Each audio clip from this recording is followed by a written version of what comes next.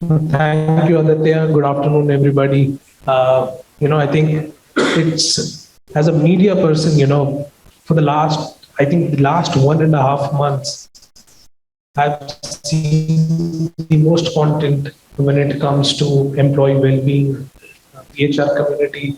Be it, I think the chain of events started from that 18-hour work thing, then of course the quiet quitting, the moonlighting, and today the topic that we are discussing, young versus seasoned employees and their notion on well-being. Now, when I got to know that I have to moderate this session, I didn't even look as to what the full topic was. And I started reading it, young versus seasoned. The first thing, that came into my mind, I'm sure that you've also seen that viral video on LinkedIn, wherein that man is differentiating three generations. That the first generation, after the IT boom, that generation worked for standard of living, and the third generation now that is present, it's working for quality of life, deemed quality of life, which includes a quality workplace, which is an important component for the theme that we are discussing. So panelists, I want to start this conversation on that note, that of course we'll discuss well-being, but when it comes to young versus seasoned employees, what is the change that you're seeing on their perspective towards employment these days? Shyamasree, who would like to start? Yeah. So, what the change I have seen, definitely, I can say maybe. So people, narration, what I have seen, the patience level is low, right? And they look for things to be done very fast. And definitely in our environment, we need both kind of people. We just can't have older generation people, and we can move away from young, and we can learn a lot of things. The best part is the energy they bring in your work environment. But at the same time, what I have seen, so who has published the data? The maximum stress and anxiety level is between 18 to 29 years, which leads to the highest number of suicides in the world in this generation. Now, the stress or the work demands from you, making that balance is really, really something they have to be more aware that how they can be more emotionally can have better opportunities and can manage those understanding and experience general, maybe because of their experiences, they have gone through this journey already and they are aware that how things works in life, maybe they can balance it. So in the talent or in the environment of workplace, what I have seen, definitely now Gen Z, today also I have learned one another word, 2K or something generation, but Gen Z, I want to say it, that they are coming here with a very high hope. They feel that the moment they enter the workplace and immediately they also want to see them in the golf course playing golf. The journey between the day when you join and reach to the golf course and enjoy that luxury require lots of investment on self, mentally and physically. And that is required. Thank you, Shyamasree. Thank you. Summing up it is so beautiful. Vishal, your views on this? Yeah. Hello, everyone. My name is Major Vishal. I represent an organization called Gennova Biopharmaceuticals. It's the organization which has recently launched the COVID-19 vaccine, first vaccine on mRNA technology, the technology which we have cracked as a nation, the third organization in the world who have cracked the technology of mRNA. And there's a reason why I said this, but let me come back. First of all, the young versus season, right? Now, I don't understand what is season. I don't understand what is young. It's a mental state, not a physical state, and it's being proven a lot. And then the topic which we have is to speak about the well-being. So I think purely there is nothing called season, but I like the way Shyamasree put it. It is experience, probably, yes, number of years would make a little bit difference here and there. So with that demystifying, I was looking at how do you put it first of all, what is stress? Let me first look at that. So if you look at stress, I put it this way: any change, whether it is physically, emotionally, and psychologically, which is draining you or straining you or creating a trouble for you, I will put it as a stress. If that is so, then what is well-being? So well-being is anything which is helping me for being happy and being contented would be well-being, right? And so before I again come back to what is the difference between both of them, I look at if that is so, then what is the one which is in my hand to address? Happiness, there are many folds of happiness, right? Well-being, there are end lists which you can go on the well-being. So probably what are certain, I would say, attributes by which we can address to manage stress, in the organization also. So whether it is, for that matter, emotional well-being, financial well-being, physical well-being, you call it spiritual well-being. Spiritual is not about just God. Spiritual is like helping people to understand the purpose of their life. I would put that way, that well-being, right? Or for that matter, intellectual well-being is also there, because I deal with scientists a lot, right? They get more happy if you're giving them a space of studying something which is new, or letting them to talk about a core science which probably a person like me will not understand a little bit, but still give them a platform. So what are different different stage of employees which is there? How are you creating those opportunities for them to display these attributes of well-being?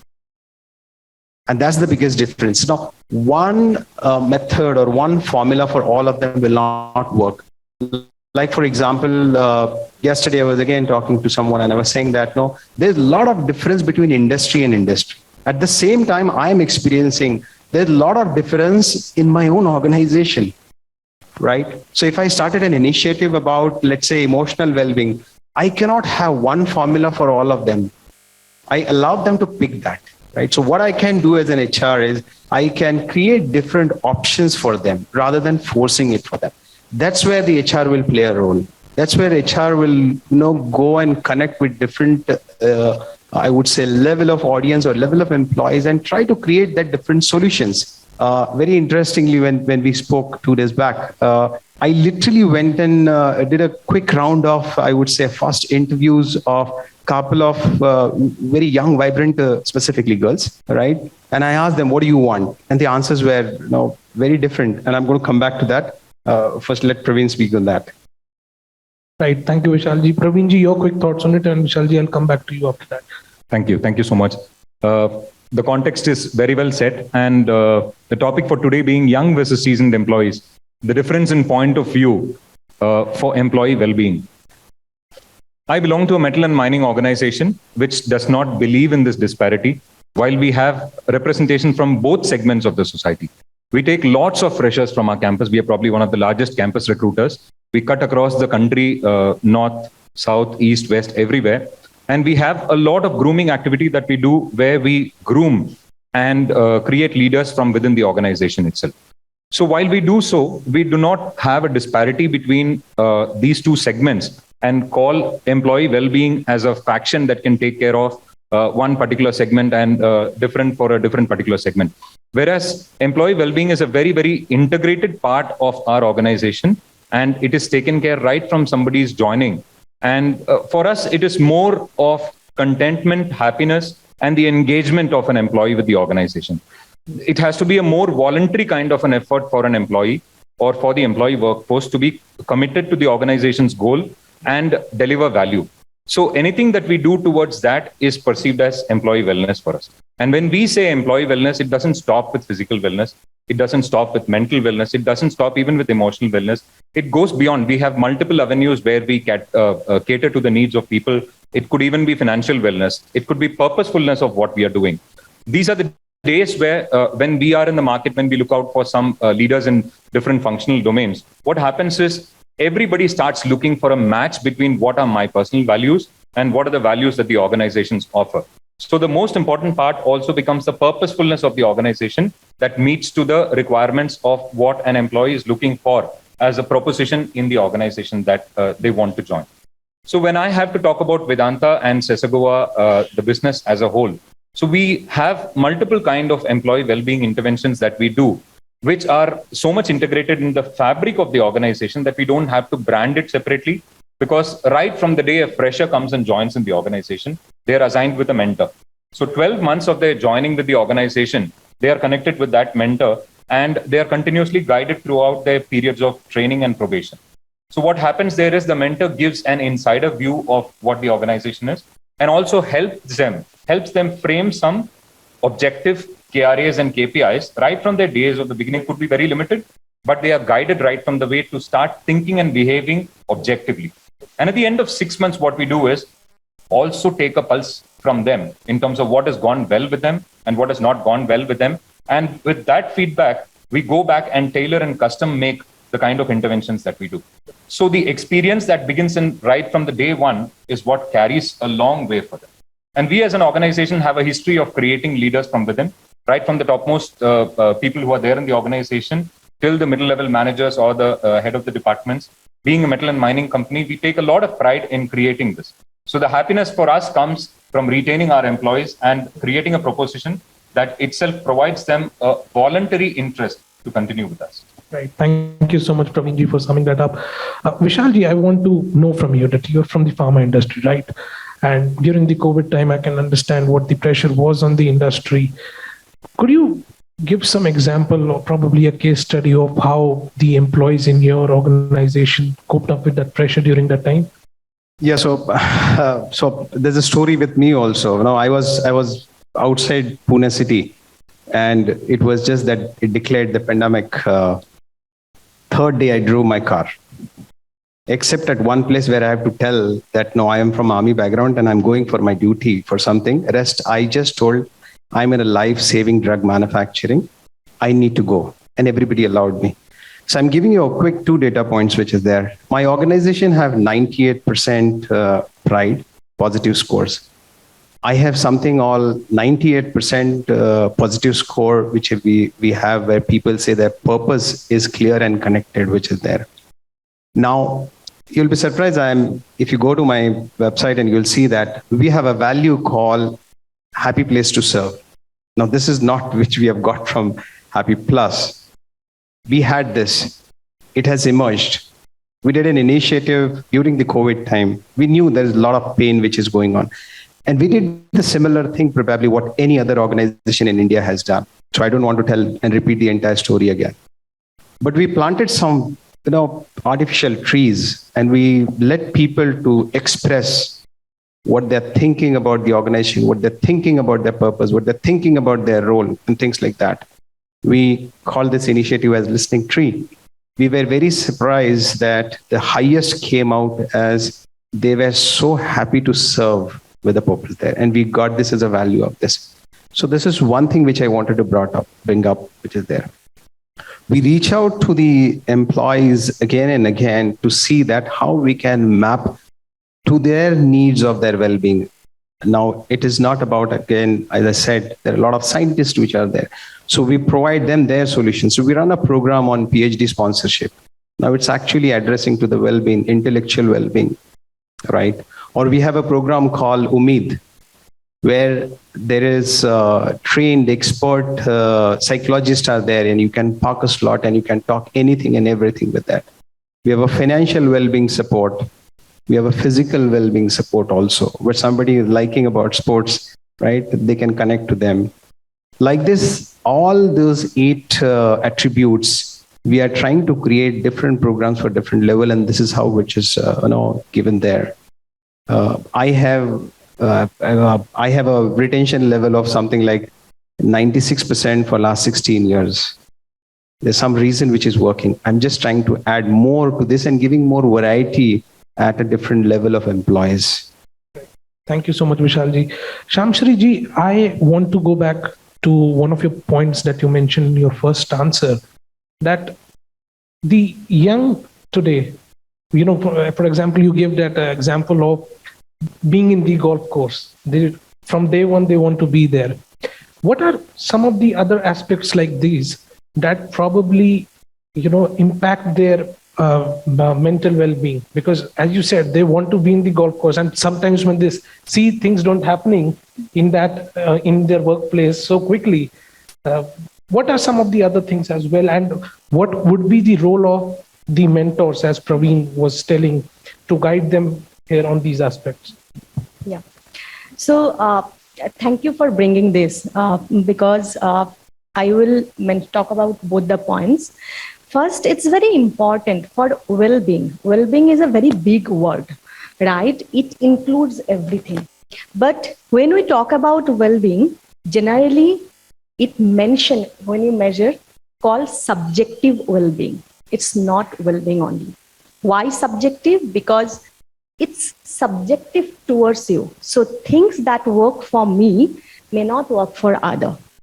Now, in this world where so much of competition, and one of the thing that actually drives us that we wanted to become someone else every time. And now, because of thanks to social media, everyday post, if someone is going to Switzerland or someone is doing something, I wanted to become someone else.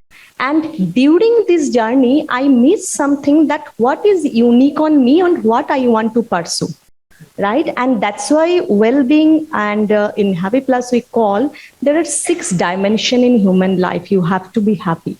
One is, what is your being? And when we talk about being, it is your mental being, your physical being, your financial being. Second thing is, what is your meaning? What is the purpose that you want to look for? The generation, and it can happen to anyone, even for experienced one also, because we always in the competition to replicate someone's whatever we look at success.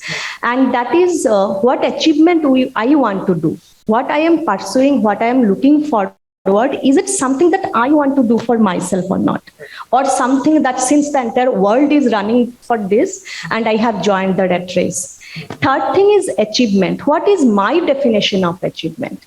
What I want to seek for my life. Could be possible for me, being healthy is my achievement, right? Fourth thing is work life.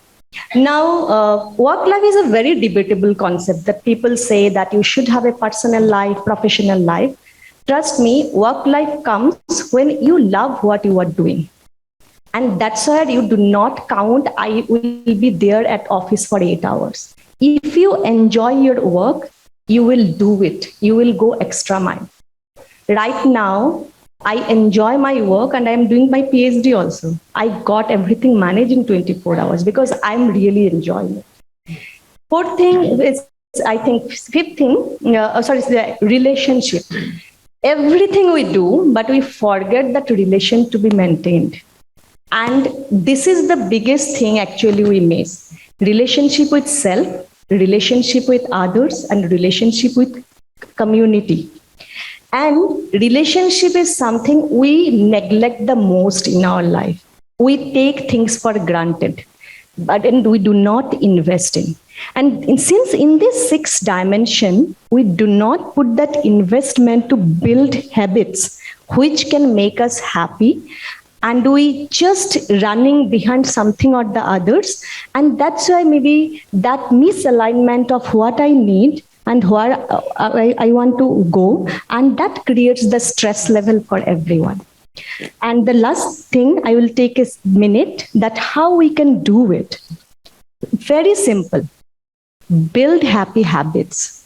And when I talk about build happy habits, it's not about that you have to do something big.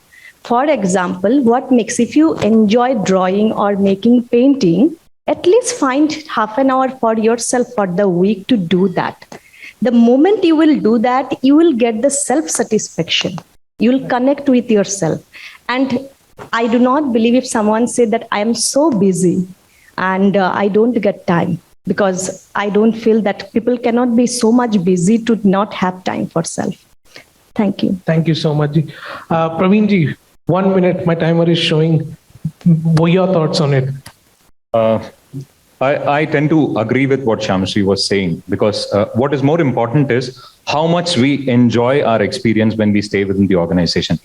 So we generally in an industrial parlance in human resources also talk about employee engagement being a measure of how much the employee is willing to take that extra mile to go and work for the organization. That will only happen if the person is enjoying the experience that they are going through. And that has to be self-driven. It cannot be artificially invited, or it cannot be under a strict rule or a frame guideline.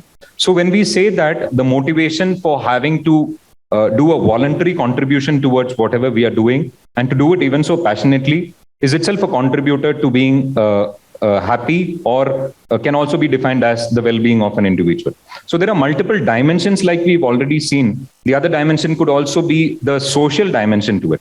For example, we recently in our organization had taken up a coastal cleanup drive. A coastal cleanup drive has got nothing to do with metal and mining, but to do with a social cause where we had participation from all of our employees. So that is how we had a large turnout from our employee workforce who joined for a social cause. And that was extremely voluntary. We just sent a mailer and called out to the HODs and said, we want volunteers who can participate in this. And that is how they also attributed or found themselves attached to the organization when it comes to this. We also ran a very unique campaign, which is called a Garv Vapsi campaign. And we were really surprised when we saw that a lot of people who left us and went probably even within 1 year's time wanted to come back to us. We did a survey and tried to understand what is that was bringing them back to us. They were very excited about a lot of employee value proposition that we offer, the kind of challenges that our workplace offers, the kind of inclusivity that our workplace offers, the kind of connects and transparencies that we have.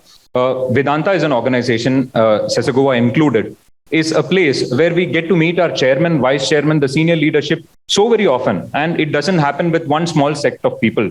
And it happens right from the lowest most rung to the topmost rung. And this happens at a larger frequency. So the connect to the organization, connect to the promoters, connect to the values, connect to what is in it that matches between me as an employee or as an individual to what the organization offers to me is an amazing marriage to have, because of which I would say we have succeeded in all our strategies that we have done towards employee well-being. Right. Thank you so much, panelists, for joining. Yeah. And I purposefully wanted to say this. So today morning, which we started where Dr. Batra gave us a context, since our thing is seasoned and young.